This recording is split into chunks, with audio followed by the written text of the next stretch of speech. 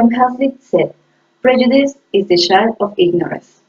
Apparently, we don't want to remove these problems. Society, no matter what, has kept stereotypes intact to certain communities since ancient times, regardless of the opinion or point of view of them. In this persuasive speech, we are going to learn why we need to find a complete and collective growth, focusing on the prejudice towards the community of Asian descent. As time passes, we have witnessed great technological, scientific, and cultural advances. But apparently, we don't want to progress in the simple fact of how we make a judgment for a retail community, a person with ideals different from ours, or even a nationality other than your own. We can take as an example the Asian community to better understand this problem. The Western community, in its great majority, keeps in mind the same thoughts or opinions of several years ago about people of Oriental origin, or their offspring.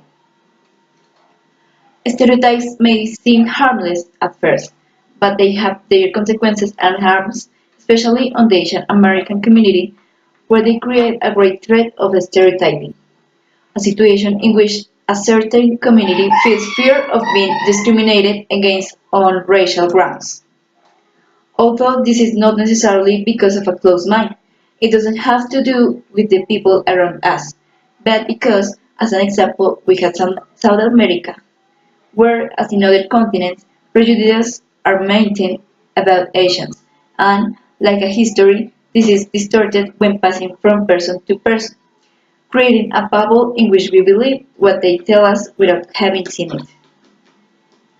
Discrimination against Asians has transcended since the late 1800s, when the government of the United States ended the rights of Asians.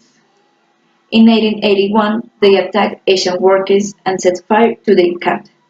And there was also the Chinese Exclusion Law of 1882, which justified that they should be excluded for being the cause of certain diseases. With these facts, we can understand the racism toward Asians have been going on for years. People have not been able to overcome these thoughts and continue to maintain the idea that, for the simple fact of being or having Asian descent, they should all be treated equally, make them less than others, and continue with the stereotypes. Although the media are not helpful in this problem, since, for example, American cinema always maintains the same stereotypes for the Orientals in the leading roles they play. Instead of innovation and giving them a new role on the big screen, prefer to continue with the cinematographic structure that was stipulated previously.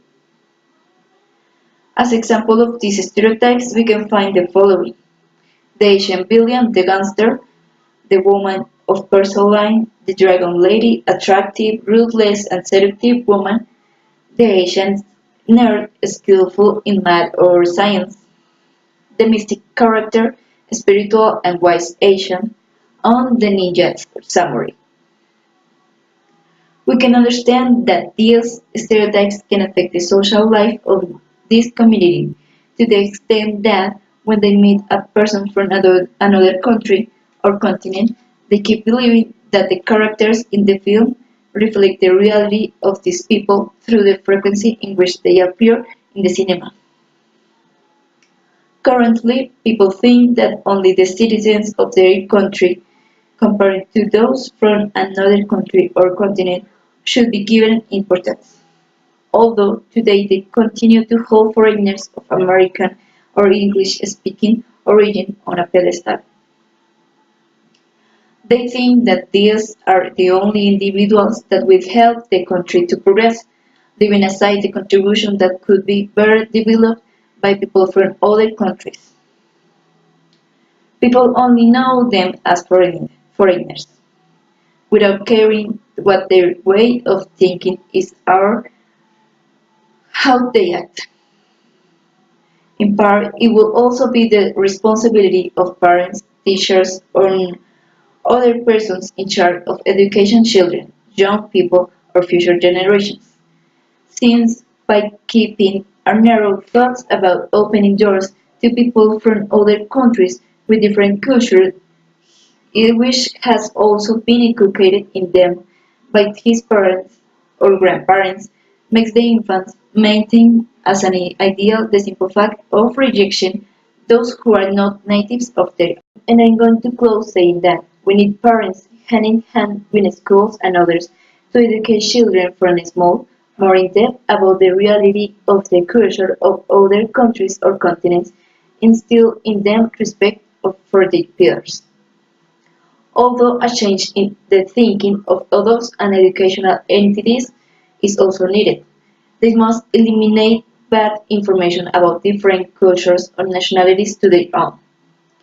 And it is also the obligation of the new Asian generation to change, since the great majority have remained in the quiet and resignation and have not sought to make known their views of this great problem that every day, if they don't seek to do a change, could increase and become an even great conflict. Therefore, all together must change that mentality about other countries to eradicate ignorance totally. Since, as Malala Yousafzai said, there should be no discrimination against languages, people speak, skin color, or religion.